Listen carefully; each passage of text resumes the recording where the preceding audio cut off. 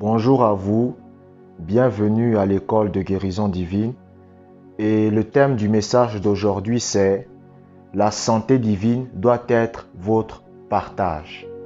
La santé divine doit être votre partage. Nous allons lire Matthieu chapitre 8, versets 16 à 17.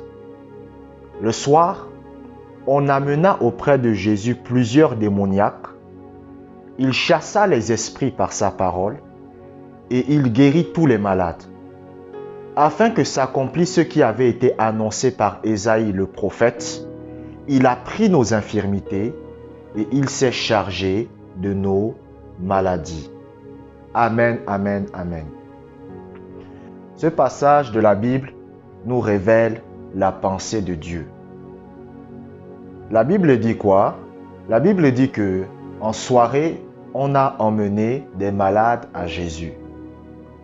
Et la Bible dit quoi? La Bible dit qu'il a guéri tous les malades. La Bible ne dit pas qu'il a guéri quelques malades. La Bible ne dit pas qu'il a guéri certains malades. La Bible ne dit pas qu'il a guéri très peu de malades. La Bible dit qu'il a guéri tous les malades. Est-ce que Dieu a guéri les personnes qui étaient aveugles? Oui. Est-ce que Dieu a guéri les personnes qui étaient boiteux? Oui. Est-ce que Dieu a guéri les personnes qui avaient des problèmes cardiaques? Oui. Est-ce que Dieu a guéri les personnes qui avaient des maladies quelconques? Oui. La Bible dit que Dieu a guéri tous les malades. Donc cela révèle la volonté de Dieu pour vous. Vous savez, Jésus est la volonté de Dieu en action. Lorsque vous lisez la Bible, le Seigneur Jésus-Christ dira: je suis venu, ô Dieu, pour faire ta volonté. Le Seigneur a dit dans la Bible, il a dit: je ne fais rien sans d'abord avoir vu le Père me le montrer. Ça veut dire que tout ce que le Seigneur Jésus-Christ fera, le Père lui a d'abord déjà montré ça. Donc, comprenez ceci. Comprenez ceci. Lorsque Jésus-Christ guérissait les malades, il était en train de montrer, de révéler la volonté de Dieu dans la vie la volonté de Dieu dans la vie des croyants. Donc, la volonté de Dieu pour vous, c'est que vous soyez dans la santé divine. La volonté de Dieu pour vous, c'est que vous soyez non seulement guéris, mais que vous expérimentiez la santé divine. La santé divine, c'est quoi? C'est lorsque votre corps est immunisé contre la maladie. La santé divine, c'est que lorsque une maladie cherche à venir dans votre corps, il ne perdure pas. La dernière fois, je me rappelle à l'époque, j'ai lu le livre d'un homme de Dieu et il explique qu'il n'a pas eu des maux de tête pendant 40 ans, même des maux de tête. Quand il dit qu'il n'a pas eu des maux de tête pendant 40 ans, qu'est-ce que cela signifie? Cela signifie tout simplement que lorsque les maux de tête voulaient venir, les maux de tête repartaient tranquillement. Pourquoi? Parce que la volonté de Dieu pour vous, c'est la bonne santé. J'ai écouté un jour l'histoire d'un homme de Dieu qui s'appelle John G. Lake.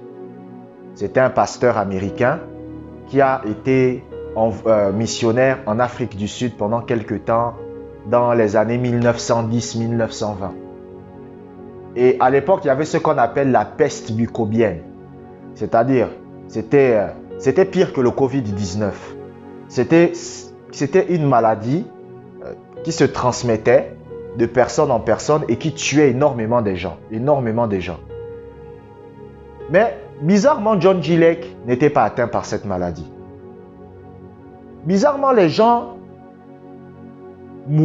étaient en train de mourir de la peste, mais lui, ça ne l'atteignait pas. Et lorsque les médecins qui revenaient de l'Angleterre sont venus en Afrique du Sud, ils ont interrogé John G. Lake. Ils ont dit à John G. Lake: comment se fait-il que vous ne tombiez pas malade et vous ne mourriez pas, alors que vous êtes en contact avec les gens qui ont la peste? Et John G. Lake a dit quoi? John G. Lake a dit: la loi de l'esprit de vie en Jésus-Christ m'a affranchi de la loi du péché et de la mort. Romains chapitre 8, verset 2. En d'autres mots, il était en train de dire quoi?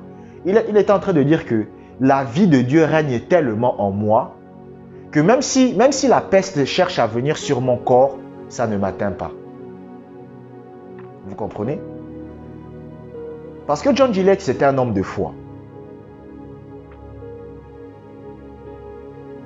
Maintenant, pourquoi je vous révèle toutes ces choses? Je vous révèle toutes ces choses pour vous faire comprendre que la volonté de Dieu pour vous, c'est la bonne santé. Si la volonté de Dieu, c'était que John G. Lake ne puisse pas avoir la peste, ça veut dire que la volonté de Dieu aussi pour vous, c'est que vous ne puissiez pas être malade. Vous comprenez? La volonté de Dieu pour vous, ce n'est pas seulement de vous guérir. Ce n'est pas seulement que vous soyez en bonne santé. Vous comprenez? Mais c'est que vous expérimentiez la santé divine. Ça veut dire la santé divine, c'est lorsque votre corps n'est plus atteint par la maladie.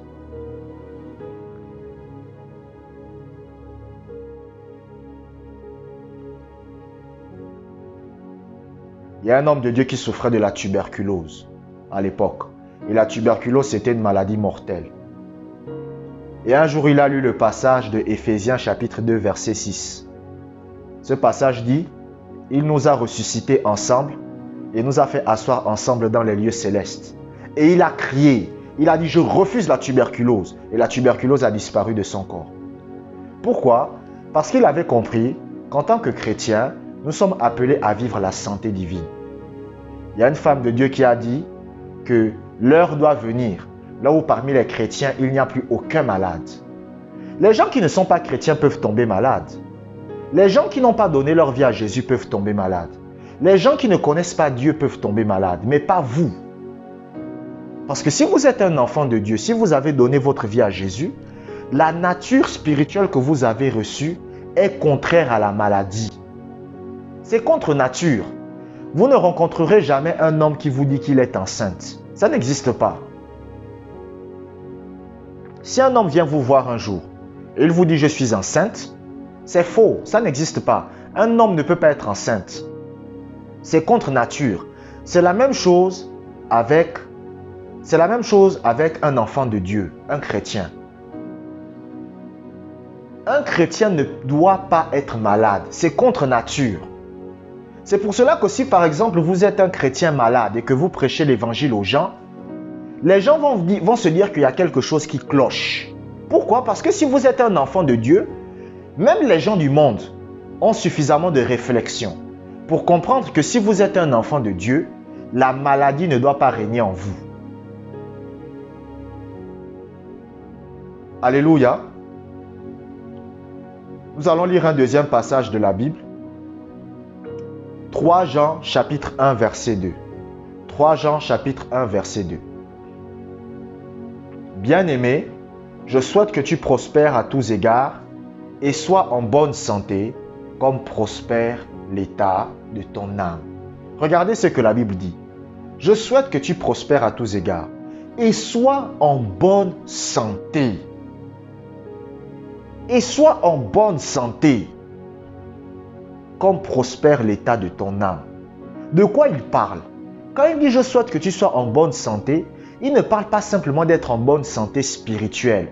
Parce que vous savez, les chrétiens aiment spiritualiser tout.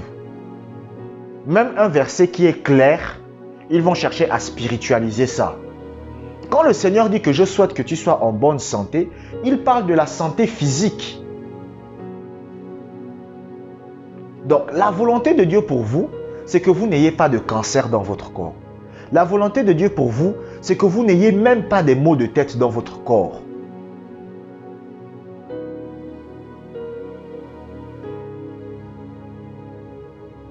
Un chrétien ne doit pas supporter la maladie. Pourquoi? Parce que la maladie ne doit pas être votre partage.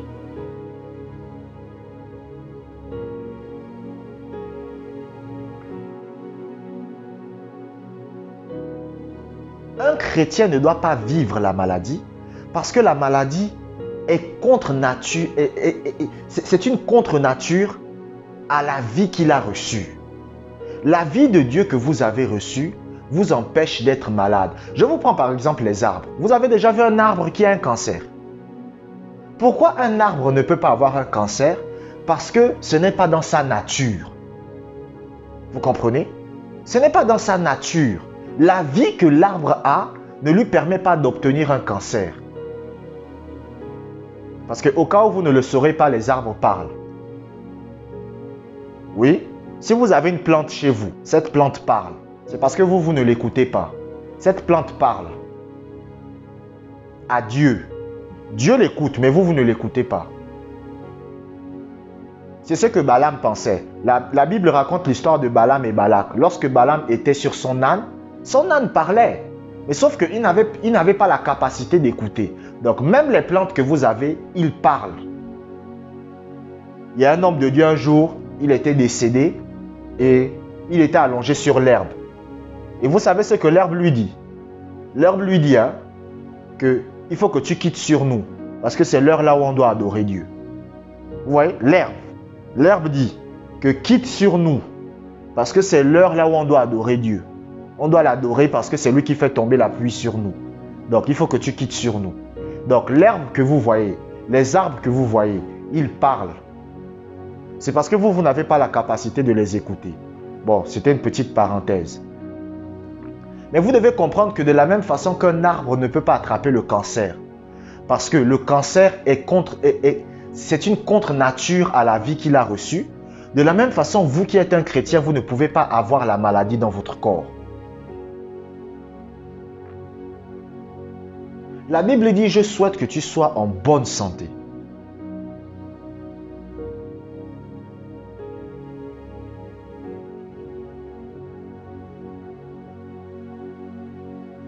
N'écoutez pas les prédicateurs qui vous disent qu'il faut supporter la maladie. N'écoutez pas.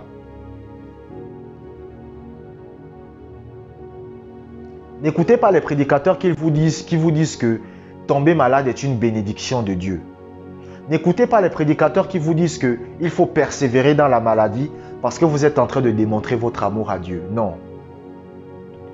Non. Il y a des gens qui sont très malades et qui n'adorent pas Dieu. Il y a des gens qui sont très malades et qui adorent le diable. Oui. Dieu n'a pas besoin de vous rendre malade pour que vous puissiez augmenter son amour pour lui. Écoutez, en général, si vous tombez malade, vous comprenez? Si vous tombez malade et que vous n'aimez pas Dieu, le jour où vous allez être guéri, vous allez encore laisser Dieu. Donc, Dieu n'a pas besoin de vous rendre malade pour que vous puissiez augmenter son amour pour lui.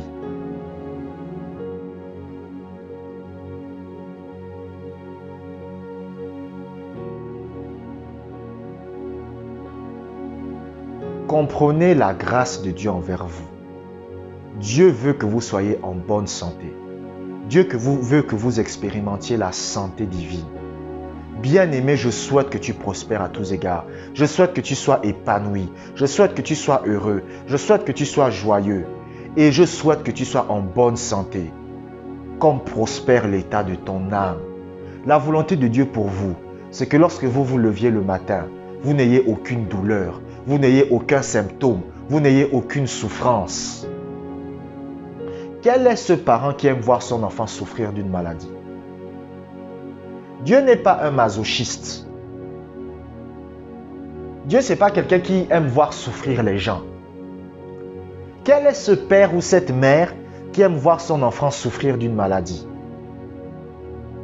Pourquoi on attribue à Dieu des comportements aussi terribles?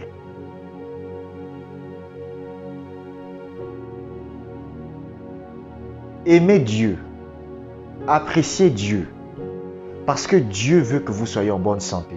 N'écoutez jamais les prédicateurs qui vous disent que la volonté de Dieu, la guérison n'est pas la volonté de Dieu pour vous. Vous comprenez? Même si un ange vous apparaît et il vous dit Dieu ne veut pas vous guérir, ne l'écoutez pas. Vous comprenez? L'apôtre Paul a dit si quelqu'un vient vous prêcher un autre évangile, qu'il soit maudit. Vous comprenez? Vous comprenez? Et l'évangile, c'est la bonne nouvelle. La bonne nouvelle, c'est quoi? La bonne nouvelle, c'est que Dieu veut que vous alliez au ciel. La bonne nouvelle, c'est que Dieu veut que vous ne manquiez jamais d'argent. La bonne nouvelle, c'est que Dieu veut que vous soyez en bonne santé. C'est ça la bonne nouvelle. Dieu ne veut pas seulement que vous alliez au ciel après votre mort, mais Dieu veut aussi que pendant que vous êtes sur terre, vous expérimentiez la santé divine. Alléluia. Alléluia. Je vous remercie d'avoir écouté cet audio jusqu'à la fin. Que la grâce de Dieu soit avec vous.